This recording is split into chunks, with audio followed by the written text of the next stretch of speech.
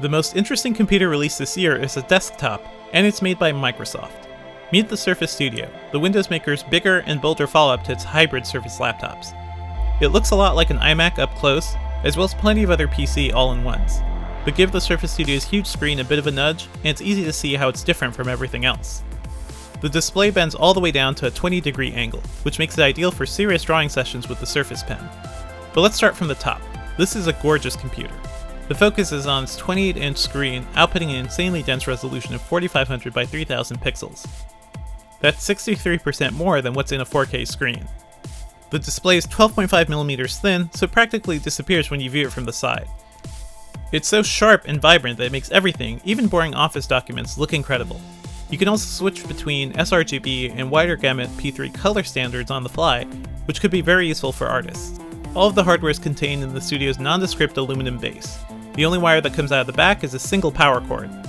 It sports 4 USB 3.0 ports, a mini DisplayPort connection, an SD card reader, and a headphone jack on the rear. While that makes the design look clean, I would have appreciated the headphone jack and some ports on the side.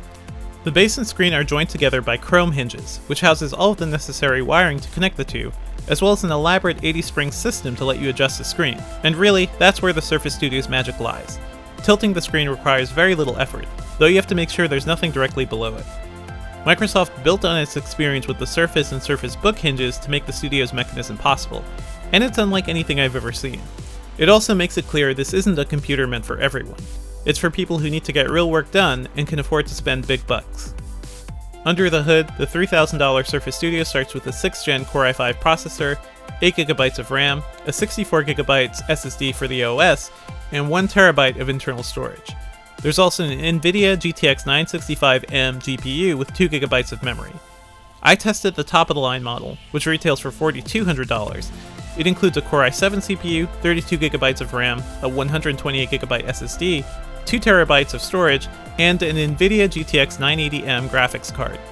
With all of that hardware, the Surface Studio was one of the fastest machines I've ever used. I was able to juggle dozens of browser tabs, 4K video playback, and Minecraft running with high-quality settings all at once without breaking a sweat. That speed was buoyed by the new wireless Surface keyboard, which simply feels great to type on, and the comfortable new wireless mouse. Since it's limited to notebook graphics cards though, the Studio doesn't perform as well in high-end games as larger desktops. In 3D Mark, it scored around 20% lower than the $200 Radeon RX 480 GPU, and it was able to run games like Gears of War 4 decently in 1080p. It's a shame Microsoft couldn't include NVIDIA's newer 10 series mobile GPUs in the Studio, but the company says those weren't ready in time for development. When it comes to VR, Microsoft says it can handle light experiences. Since none of the video card options are technically VR ready, I wouldn't count on it running something like Eve Valkyrie very well. Microsoft also developed a new accessory for the Studio, the $100 Surface Dial. It's a small puck that resembles an AV receiver volume dial, which you can use to control various contextual options. You could, for example, have it change the color hues in Sketchable, or rotate and zoom into an image as you're working on it. What's really interesting is how you use the dial. It can sit on your desk or be placed right on the Studio screen, with its contextual options right alongside it. There's a bit of a learning curve, but the dial's potential as a new method of computer interaction seems far beyond something like Apple's new MacBook Pro Touch Bar. It's also very much a first-gen product. I noticed that it starts to slip a bit if you leave it on the screen, since it's relying on sticky material to stay attached. It's basically always meant to have your hand holding it. Clicking through the various settings can be a pain, and it's sometimes hard to see what options are actually available. More so than a typical desktop, the Surface Studio is being positioned as the ideal computer for creatives. It's particularly tempting for digital artists who rely on styluses. The Surface Pen worked just as well as it did on the Surface Pro 4 and Book, and I found it to be even more engrossing since you can really lean into a much larger workspace.